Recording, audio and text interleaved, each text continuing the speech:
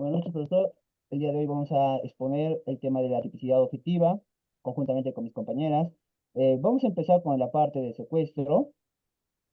El secuestro, según la definición en nuestro Código Penal, en el artículo 152, es aquella persona que priva la libertad a otra persona sin justificación legal contra su voluntad, cuya pena es de 20 a 30 años de prisión, independiente del motivo de la circunstancia o duración. En esta definición de secuestro tenemos pensamientos filosóficos, éticos y la postura humanista. Desde una parte filosófica tenemos a Immanuel Kant en su libro Fundamentación de la Metafísica de las Costumbres, de 1785. El principio del ser humano como fin en sí mismo. El secuestro instrumentaliza a la víctima para conseguir un bien personal o un interés económico al beneficio del secuestrador. También tenemos al filósofo Jean-Paul Sartre, de su libro que menciona El ser y la nada, de 1943. Nos indica que la libertad es esencial para la extinción, para la existencia. El secuestro niega la existencia del ser humano y privarla de ella, de su libertad, es contra su propia libertad. Desde una postura de ética y moral, John Searle, en su libro sobre la libertad, nos indica que la libertad personal es un derecho fundamental. El secuestro, al violar la libertad, es antimoral e irresponsable. John Rawls nos habla de la teoría de la justicia de 1971, que nos dice que la justicia como equidad y protección de la libertad es básica en una sociedad.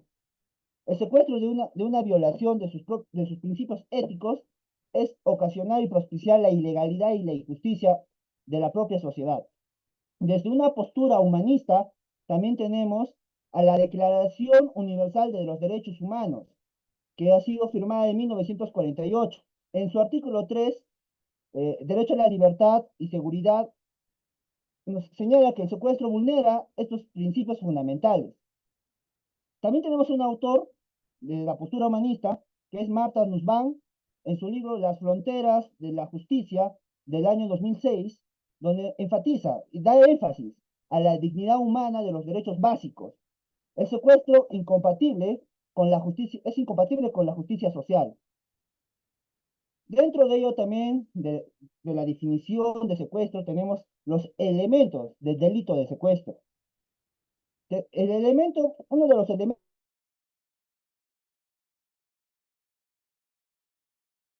del secuestro. Esto no tipifica la ley ni la normativa legal vigente en nuestro país, pero sí se presta interpretación y no es tan relevante de cómo se ha ocasionado el medio del secuestro. Puede ser por la violencia, amenaza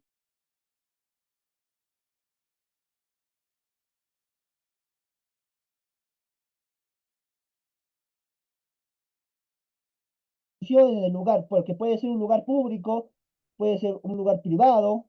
El hecho es que lo tienen retenido en un lugar, espacio de su libertad, a su propia libertad. El elemento temporal es respecto a la duración. Puede ser breve, prolongada, no importa el tiempo. Lo que importa es que el hecho de prohibir su propia libertad y tenerlo resguardado en un lugar. En los elementos normativos, la privación de la libertad debe realizarse sin derecho, es decir, sin justificación legal.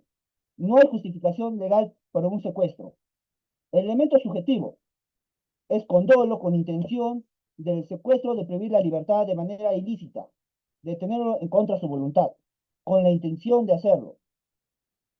Eso es todo los elementos del secuestro. A continuación, yo voy a hablar sobre la teoría del delito. Conocemos a la teoría del delito como un sistema de hipótesis donde se va a exponer a partir de una determinada tendencia dogmática algunos elementos que van a hacer posible o no la aplicación de una consecuencia jurídica penal a consecuencia de una acción humana.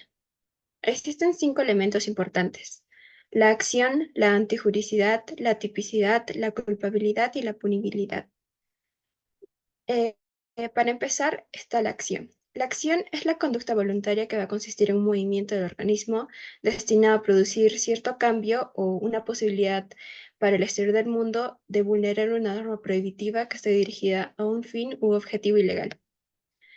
Entre la acción tenemos dos tipos de delitos, los delitos de simple omisión y los delitos de comisión por omisión. Los delitos de simple omisión es el no hacer lo que la ley manda, vulnerando la norma imperativa. Y los delitos de comisión por omisión van a hacer lo que no se debe, dejando hacer lo que se debe hacer, alcanzando un resultado mediante una abstención. Y da como resultado la relación de causalidad. Por segundo elemento tenemos la antijuricidad, que es el acto voluntario típico que va a contravenir el presupuesto de la norma penal, lesionando o poniendo en peligro bienes e intereses tutelados por el derecho.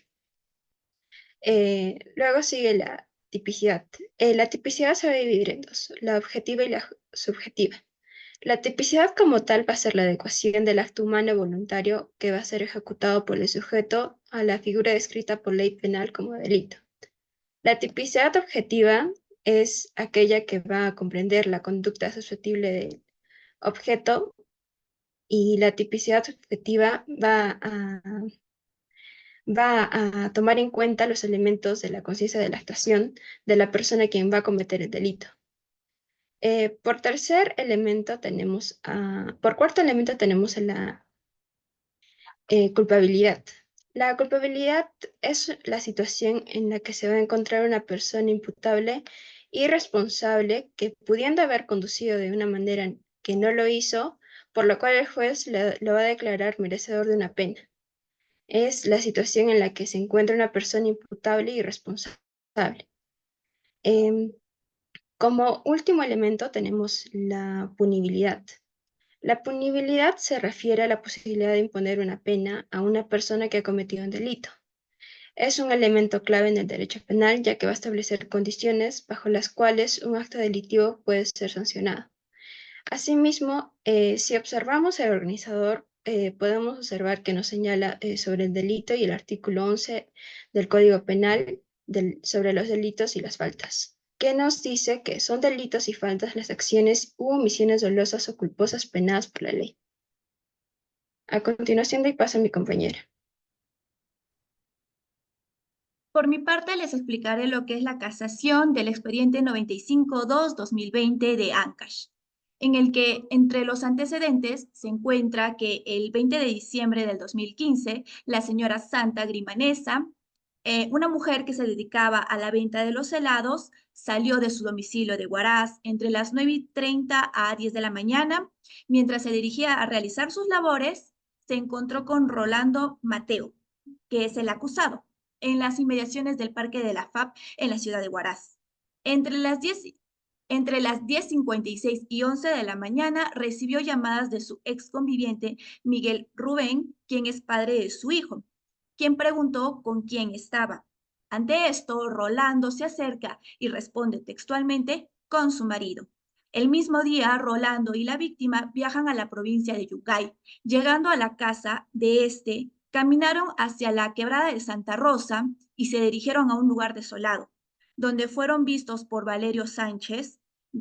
Y después de este suceso no se supo nada de la señora eh, Santa Grimanesa. La defensa representante de la señora manifiesta que el acto cometido por Rolando debe ser tipificado como secuestro, artículo que se encuentra en el Código Penal 152. El que sin derecho priva a otro de su libertad personal será reprimido con una pena privativa de libertad no menor de 10 años ni mayor de 15 años. Las sentencias de primera y segunda instancia fueron a favor del señor Rolando, pero estas sentencias no fueron motivadas adecuadamente, vulnerando el artículo 139, inciso 3 de la Constitución Política del Perú, ya que se menciona que la agraviada desaparecida fue vista última vez con el imputado y se encontraba en un lugar abierto, por lo cual no podía ser tipificado como secuestro. Ante esto se llega a la casación, a lo cual el juez menciona esta incorrecta interpretación de la norma y que se considerará nulo, ya que el delito del secuestro no tiene forma ni modo y no puede ser calificado de esta manera. Es decir, que para que se dé el delito del secuestro, basta con que el agraviante someta al agraviado, impidiendo su derecho a la libertad personal. Para esto se pone fin al caso y se decide con llevarse a un juicio oral nuevamente e iniciar con el proceso de la buena interpretación y aplicación de la norma. En este caso podemos analizar cómo la teoría del delito en el contexto de la tipicidad objetiva es crucial para que se dé una buena interpretación de la norma. Eso es todo por mi parte. Muchas gracias.